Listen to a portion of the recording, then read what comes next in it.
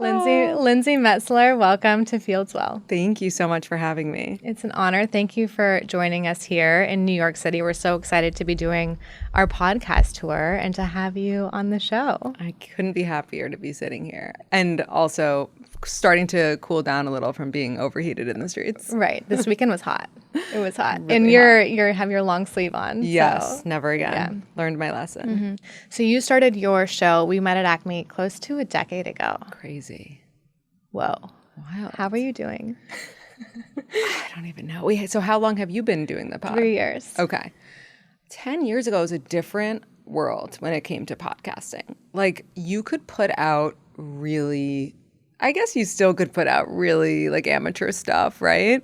But the norm was almost to put out really amateur stuff, unless you were like Serial, which was that huge podcast at the time. And so things have changed. Yes.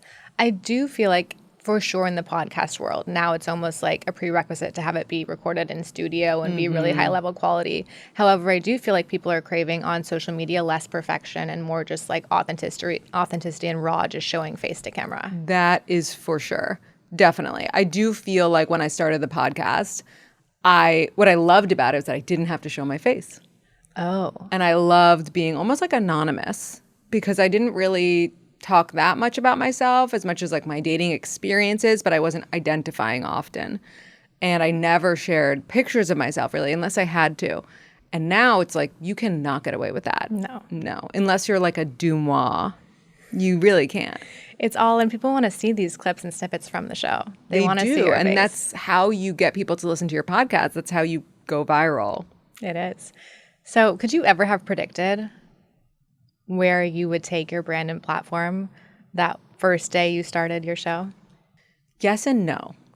The reason I say yes is because, and I feel like you'll understand this because you seem like someone who is a little woo-woo in a good way. Like, I love that. When I spoke it out loud, the name of the podcast, I felt something behind it, you know? And so for that, I was like, this could be something. And then no, because you just never know what's going to happen. And you have to put in so much effort to get to a place. Like, things just don't happen. Oh, yeah. And here we are close to 10 years in. You know how few make it past 50 episodes, let alone 9-10 years Totally. In 2017, I was going to Acme on Thursday nights. Me too. We must have seen each other. Must have. And so the name of your podcast really resonates with me. I love that. So talk to us about what led you to start it and kind of the period of life and chapter you were in and what you were going through. Yeah, so similar to you, I had just gone through a breakup. And I feel like we really give breakups a bad rap, but they are so necessary for us to change and grow and get where we need to be. And it's like we can all hate our exes, but we should be thanking them a lot of the time. Thank you. Thank you so grateful for setting me free so I could go do something so much better than whatever this relationship was, right?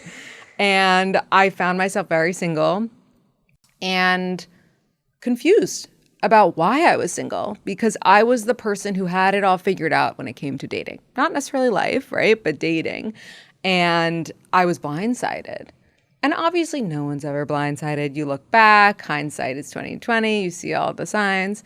But at the time I was like, how did this happen to me? And also, what's going on with New York City and dating? And someone needs to be talking about it in real time. We don't have Sex and the City on TV anymore, which is scripted. So obviously, you know, we're not hearing the real of what heartbreak and what ghosting and whatever's going on. So I was like, let me talk to friends and we'll just really get into it. So incredible. And do you feel like talking about what was really going on helped you heal from the breakup? So quickly. It's crazy. I feel like it was the best healing that I could have done from any breakup. I had never talked about a breakup before because I didn't have a platform. You know, I would talk to my friends, but talking about it so publicly is so scary, but then you get so much support. Oh my God, I was also dumped on my birthday. I also broke up with my boyfriend at 27, whatever it is, you know? It's so freeing. And it really does show you who else is going through something so similar. And they're so grateful that you've shown up to share it. Totally. my breakup, it really lit the fire under me to go and do all the things that I had a long list that I wanted to do. And I had made my purpose a person as opposed to my purpose being creating something beyond myself. And I see that happens to a lot of us as we have found our purpose in a person. But it sounds like you have completely found, through your healing and through sharing your stories, you've created this big purpose beyond yourself. Definitely. And I'm so glad that you had that experience too. I mean, people don't talk about enough how much they put everything into a relationship and literally not even thought about what they're doing, where they're going in life, because all that matters to them is being with that person. And by the way, that just shows you that it's not a good relationship for you. How has your view of what makes a healthy, solid relationship changed over time as you've had the show, as you've interviewed different experts in the field? I think it's changed in terms of when I was 27 and I was single and dating, like I just wanted attention, or I just wanted like the passionate relationship and the spark and all that stuff. And that stuff is still, of course, important to me. But I think I realized as I moved towards what matters to me in life, which for me is a family and, you know, growing my family and a steady home life and a good partner who's also a good dad, I have moved towards things that I never considered, like, you know, going back to Acme when we were in the city, you know, on Thursdays, like I was looking for someone swaggy who could get into Acme, right? My husband can't get into Acme, and that's, thank God for that, you know? Like I want someone who is like that, who aligns with me, my values, all of that stuff.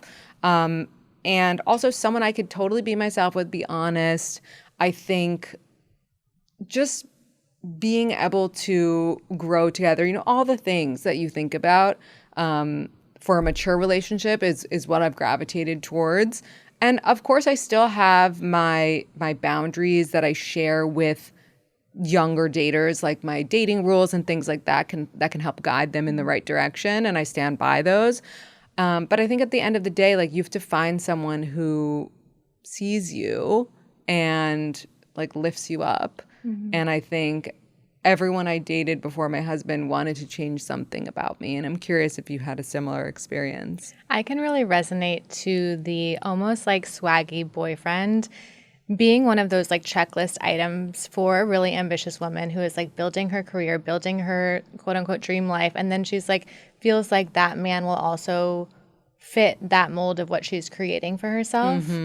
But I'm so with you. And you're now married with 2 kids, that to find a man who just adores you and is solid and is not the one getting the table maybe at Acme or getting into Acme, but he's one who really values family and a quality relationship. Yeah. And so I think it shifts like what you're actually looking for. And I'm going through that now because I'm ready to transition from, you know, dating someone fun to actually finding a life partner who's going to be a great husband and great father. And like good on you for recognizing that you did want that fun, because I think that it's really hard for women to admit that we are actually not ready until we're ready too. I remember my therapist when I had gone through one of my breakups, you know, one of my many breakups before meeting my husband, she was like, you like guys who dip a toe in but aren't like fully in. Like that's your type. And I was like, oh, wow, like read me to filth. Yeah, I guess. But I hadn't really thought of it like that because I was dating in my head. I was like, I could marry any of these people, but no. How would you explain the dating world in New York City right now, 2026? I think it's really tough. I think there's so many amazing, successful, gorgeous, cool, like incredible women. And there are those men, but they seem to be few and far between. I'm not saying they don't exist, but where are they? Do you think that the men also just feel like they have countless options because of all these beautiful women on the apps? I do. Yeah. And they do. And that's so frustrating, especially, you know, my we're 35 and my husband has some single friends. And when they are choosing to settle down, it's with a 25-year-old. And I wish that weren't the case, but it is. Do you think that is sustainable long term, the age gaps? I think it depends. It depends on the people. I think it depends on, you know, are you dating them because they're younger, or are you dating them because of the connection? You know, do you have enough in common? All of that stuff. I don't think an age gap relationship is more likely to fail than any other. I think it's just about the individual people. I don't know. What do you think? I agree. I mean, you know, there are the rare cases of people with massive age gaps who have success with it. And then there are some where it kind of doesn't seem like it makes sense on paper, and then it doesn't work out. But I just think you never know. You never know. Yeah. I think if it's massive, what do you consider massive? I would say over 15, 20 years. I agree. I think if it's over 15, 20 years, I can see that being tough. Different stage of life. Then you bring, if they already have kids in the picture, that adds another element that's more difficult. Definitely. Yeah. It's weird thinking about age gaps when you have young kids at home, because I'm like, well, what if the person my son's going to end up with isn't alive yet and won't be alive for another 10 years? That's wild. It is. I'm sure it all changes the way that you think and your perspective when you have children and think about them dating, as someone now who's heard all of these crazy dating stories. Right. No, it's so crazy. It's funny. I was at a wedding this past weekend, and one of the speeches, the best man speech, referred to the groom and being with the groom 6 years ago when he hadn't met his wife yet. And he would say that when people went up to the groom, this is, in his single life, and they said, why are you single? He would say, oh, my wife wasn't born yet. That's hilarious. I don't know. It's I believe at the root of it all is with the whole dating world in this day and age, I do believe people, and I've heard you speak this, they are still wanting love. Yeah. And that men really do want that. And sometimes it feels hard to believe that because it started to feel so transactional, like there's so many options that it's not this deeper level pursuit as it once was when we were sending letters across the country to reach someone. Yeah.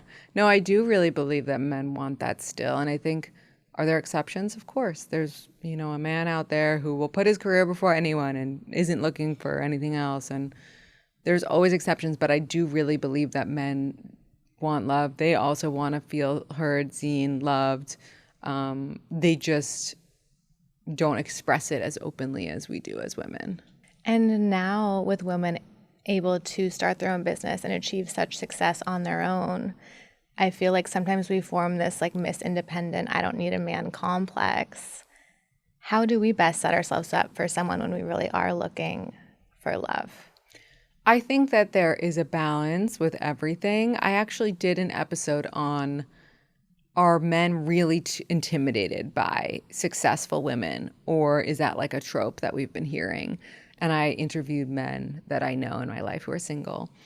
And the bottom line is no, men are not too intimidated. Men will approach you. That even though I value my business and Right. my talents and showing up and working hard, I also do want to find a partner and value love and relationship. So it's more that we show we need them emotionally. Financially, we're good. Financially, we're set. We have our beautiful space that we own. We're succeeding in pretty much every area of our lives, except we are feeling like it would be great to share it with someone. And by the way, there's zero failure in not having found that person. It's just an add-on. Oh, I want that add-on of being able to share with someone. That's the all cherry on top. Exactly. Yeah. I want the cherry. Yeah. And we can do that by and I hate, there's so much of this and it's too much, but it's really leaning into our feminine side. And I'm not saying that you have to come home from work and all of a sudden put on your apron and hide your briefcase and, start making food from scratch from a TikTok video.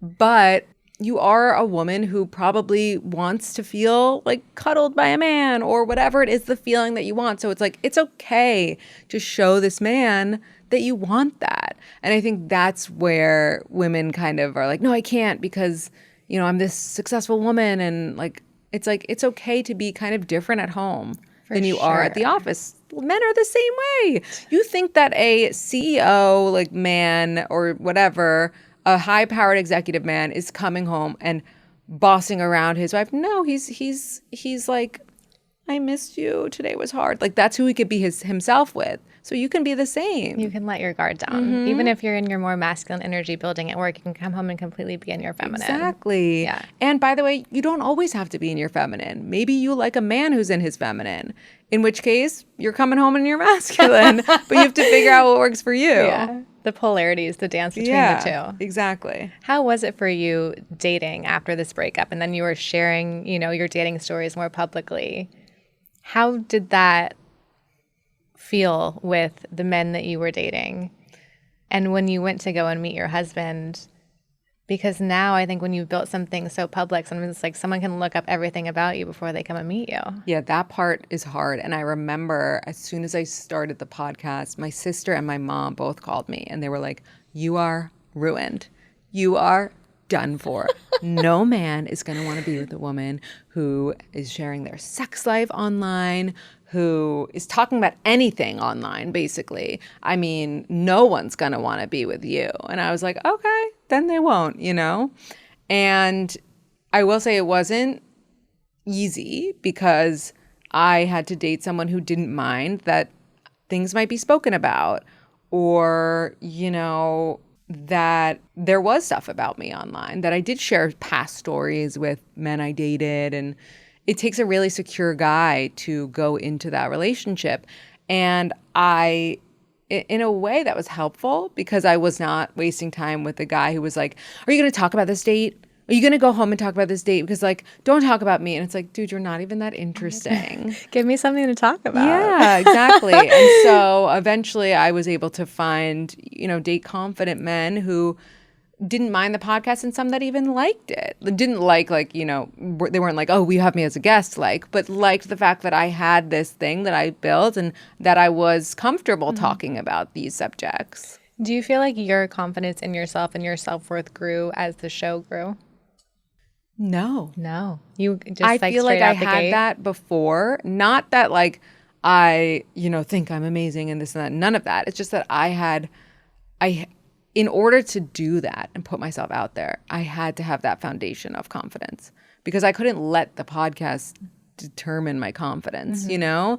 And I just feel really lucky that I, you know, had the privilege of a wonderful family that raised me and confidence from like my younger years, you know, obviously not teenage years, but, you know, whatever, that by the time I started the podcast. And I also, it's not entirely true. Certain things made me more confident. Like I had made a lot of changes since starting the podcast. I got sober, which was a big thing for me.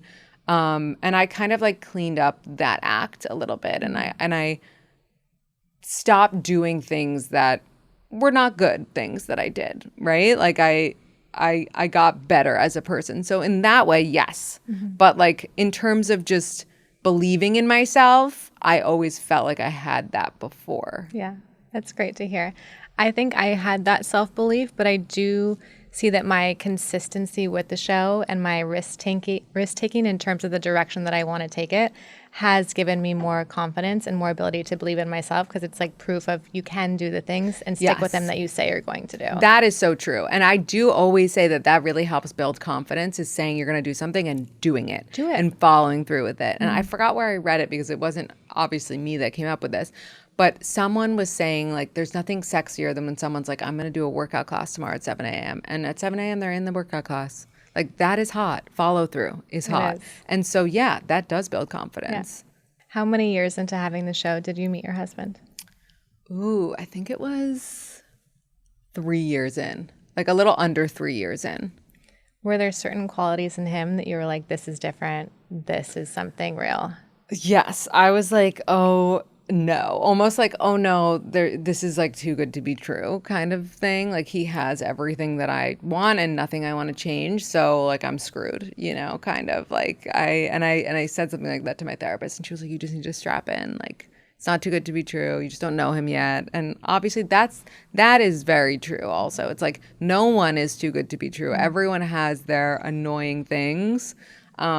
But it is a good thing to feel that someone is too good to be true when you first meet them. For sure. So long as they're not living a double life. For sure. I think I'm starting to explore the reality of, is it really finding this like quote unquote perfect person, or is it finding someone that you really feel kind of at home with and you each choose each other and decide to make it the best choice and the best relationship, as opposed to seeking this like idealized person? I think it's a mixture. Yeah. I think you have to both have the willingness to be together. Like that's number one. And then, yeah, you build something. Like if your parents have an amazing marriage, like that didn't just happen. They didn't just get together and all of a sudden everything was amazing. Like they worked so hard to get to that point. They worked so hard to have their shtick, to have their like things about them that are so funny, to be so unbothered by the other person if they're, going on a rant or whatever. Like that is built. Oh yeah, built over time through So much dedication time. and commitment and keep showing up for each other. Exactly. And going through the really hard stuff. Really hard stuff. For any listeners who feel completely lost in the dating world, what advice do you have for them on how to best show up and find love?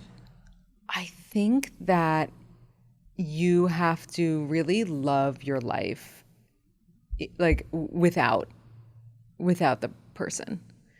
And it's so like it's so oversaid almost, but it really is exactly what it is. Like that's when I called my husband in or whatever, right? When I was living authentically, loving my life, loving what I did.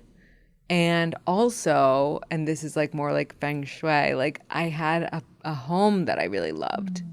Like I was living on my own for the first time. I didn't have a roommate anymore. I loved my space. And that's where everything is. Like that's where you spend so much of your time. Oh, yeah. So it's like love your space, love your life, and love the person that you are. Like do things that you're proud of. And do things that align with you, because a lot of the time you'll meet the person while doing something that aligns with you.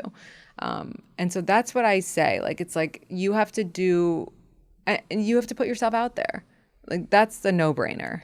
Were you actively dating other people when you met him? So when I ran into my husband, we had already known each other kind of. And I was coming out of a relationship at the time.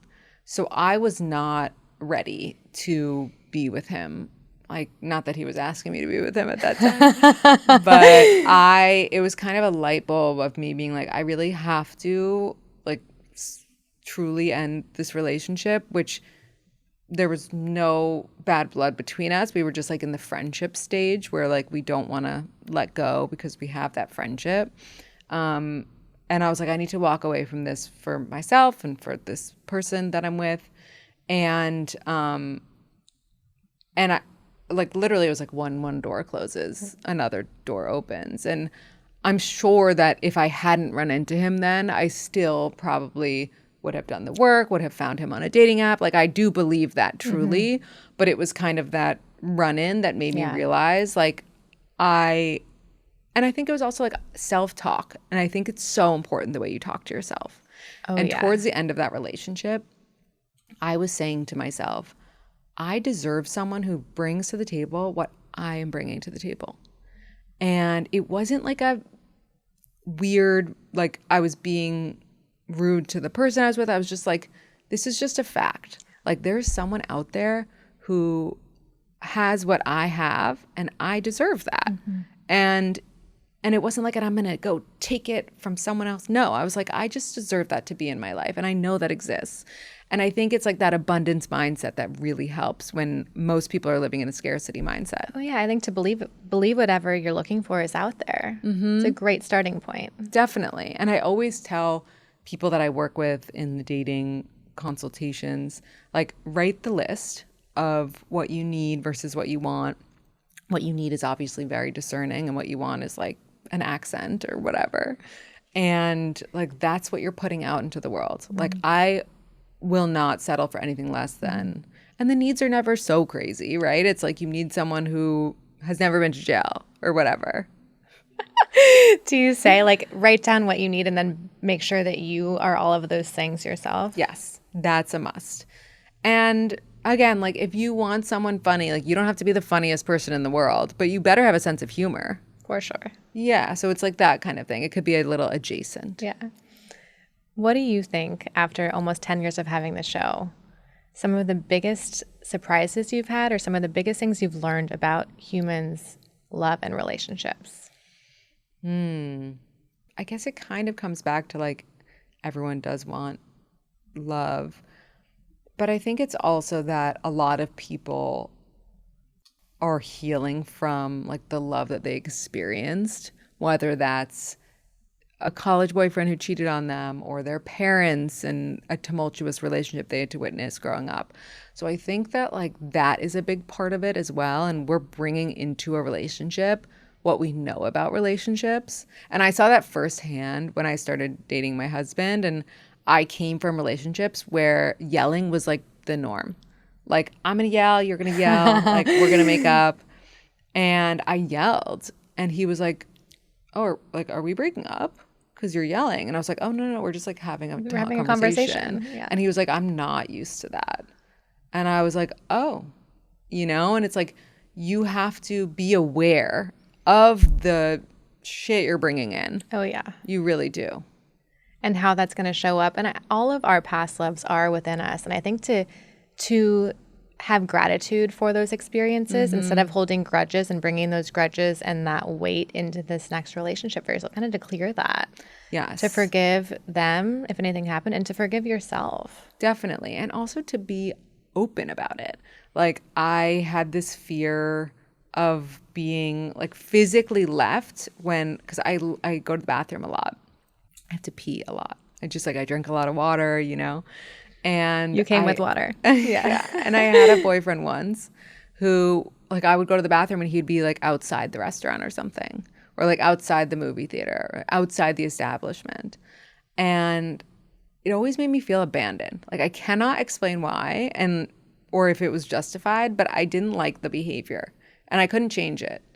And so when I was with my husband and he, did something very normal, like go outside and wait for me, I was like, I would prefer if you waited for me outside of the door, because I had an experience in a past relationship where he never did, and it did make me feel abandoned. And I know I was like, I know that sounds really weird, but that's what I need. And similarly, I told him what I needed. The first time we had sex, I was like, I need you to spend the night, because it would make me feel bad if you left after. Yeah. That abandonment wound. Yeah. And expressing it and communicating it. And here's something that's interesting that I'd love to chat with you on is communicating your desires to a man and being open and sharing these things about yourself. Do you think that should happen right off the bat? Do you believe in letting kind of like a man lead in the beginning? Or at what point is it appropriate for a woman to be like, hey, here's what I need, here's what I'm looking for, and to be more direct? Do you think there's a right or wrong approach? I love a woman being direct. I'm all about that. I think as long as the man is leading in terms of like initiating, seeing the woman and showing clear interest, bring who you are in the beginning. You're not trauma dumping. No, you're not saying like my ex cheated on me, so don't cheat on me. No. No one likes any of that, right? But you're saying like you're showing who you are. Like you're asserting your womanhood and like this is what I will tolerate and this is what I won't. And that kind of stuff you have to say in the beginning, because you can't be, 4 months in and he turns off his phone when he goes on a business trip for a week and he's like, what's the problem? You never told me that it mattered if I texted you. And first of all, that guy sounds like the worst person ever. And like, Don't date him. Date him. But it's important to establish these things in the beginning. What's your texting vibe? do you like to text a lot in relationships? Like how's your energy around that, so that you've already like tackled the hard stuff? Instead of just expecting however much texting per day, to understand what his normal texting rhythm is. Totally. Instead of then getting worked up and upset that it's not happening for you and you never expressed your needs. Exactly. And then you're taking it personally, which of course you would. I would too. Yeah. Communication So is key. important. I think we can all get better at that, men and women. Yes. It's Men hard. and women. But yes. Yeah. Agreed. So the show is almost 10 or 9? Almost 10. 10. I think. Congratulations. Math is not my strong suit, Yeah. but it was October 2017. Incredible. I'm sure there were moments that were harder than others to stick with it. It's like, it takes a lot to keep a show going for 10 years. I'm only at 3. So what helped you keep going in those more difficult moments? Maybe when you wanted to take a break, if ever, what helped you keep showing up? It is so hard. And there have been moments where I've been like, should I just pack it up? I think every podcaster feels that way. I kept going because I'm so in the weeds with the fans of the podcast. I respond to every message. I do not miss a DM. I don't outsource to a social media manager for no reason other than that I want to be plugged in to what people need. And until I feel like people don't need this anymore, like people don't need whatever I'm putting out there anymore, like I will continue, even if that episode doesn't do really well, because another episode that does well is coming, you know? And it's like you just have to do it for people who are listening and not focus on the people who aren't. Yeah. Because there's people listening. Like if you build it, they will come. There are. And I even just say, like, even the one person being like, wow, I just listened to your episode. I really needed that. Like, thank you so much for sharing. Makes my day. Makes your day. Yeah. It's the best feeling. It is. And I believe when you feel called to this mission and you're having these downloads, we're here to share and to create and to help others. And so to have your purpose be connected to that is so powerful. And it's wonderful to see you 10 years in. Thank you. Yeah.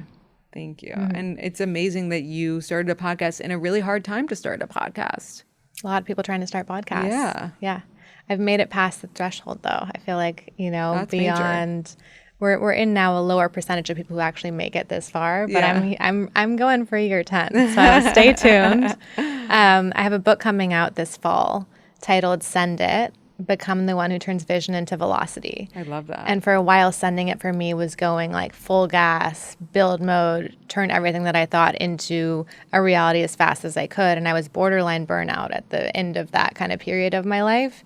So grateful of everything that I built, but I realized sending it can also mean slowing down and pursuing, sustainable success and consistency.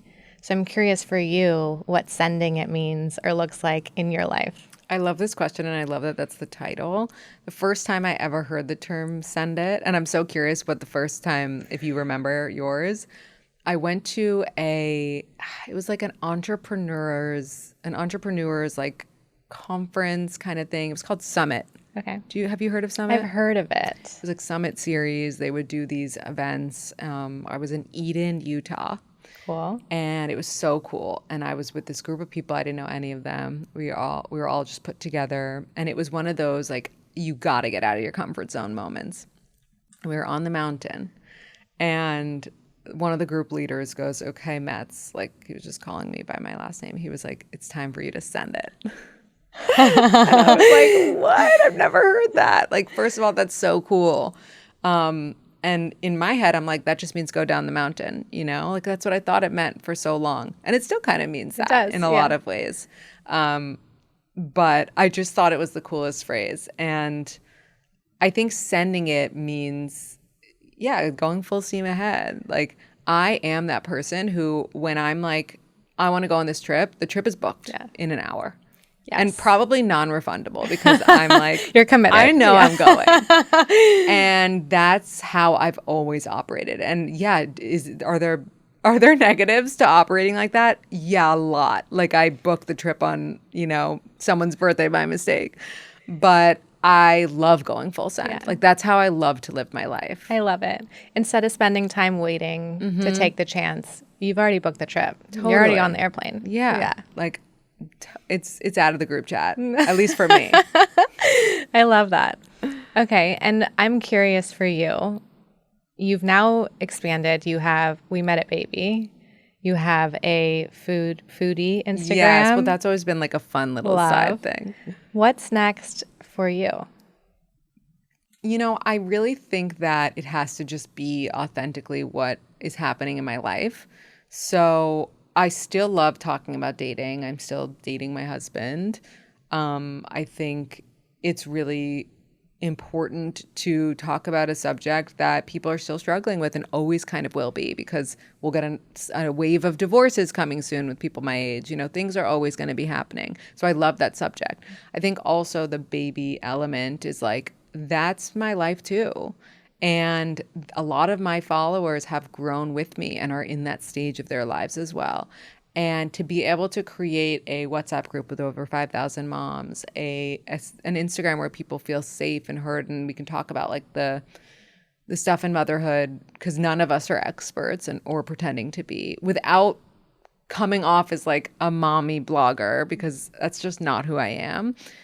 All of that feels authentic to me. So I'm like, let me just stay in me and hope that people are still like there with me. And I would love to expand in, you know, so many ways. I would love to, I don't know, I always say like it'd be fun to be one of those dating experts on a reality show. I'd like, love who that. knows, I would right? love that. It would be fun to write a book one day, which like, of course, I've been thinking about for 10 years, but never a way to make it so unique yet. And like once I find that, it would maybe happen. And I think just like growing my family and being able to feel like it's never going to be balanced, but being able to feel like a mom who shows up for her kids and kids who have a supportive mom. I mean, all of that is hopefully where I'm heading. Staying true to you and following your creative expression and whatever feels in alignment. That's beautiful. Looking back at the girl in 2017, the younger you who was coming out of that breakup, what advice would you give her looking back on everything today? I would say you're exactly where you're supposed to be. Don't be embarrassed. Like everything is going to work out and it starts here. And like your Saturn return is about to blow your mind, girlfriend. Oh, yeah. Look at it now. It's crazy. Anything else you'd like to share with our audience? I mean, I just love like the message of your podcast. And I feel like it's so helpful for women especially to hear like what feels good to people. And I feel like we're in this era where like women really support, understand, and respect other women. And like I'm so here for it. Oh yeah. It's incredible. And I was listening to one of your episodes, and it was how women have this whole network around them of other women who want to see the best in them. Yeah. And to find that group for yourself, because you really feel like you can do anything when you have that support system. And something along the lines of how men don't always have that. They really don't. They really don't. And it comes out in aggression, and it comes out in projection. It comes out. So try to find a man who has something like that. Yeah. Because like some sort of support in their lives, or at least like therapists. And also remember, that's why men also need women. Exactly. They need us way more than we need them. Yeah. Don't forget it, ladies. Yeah. Lindsey, You are the prize. Where can our listeners find you? Wherever you listen to podcasts, We Met at Acme. I'm on YouTube. I'm on TikTok. I'm on Instagram. And yeah, check out We Met At Baby if you're a mom. Wonderful. Thank you so much for coming on today.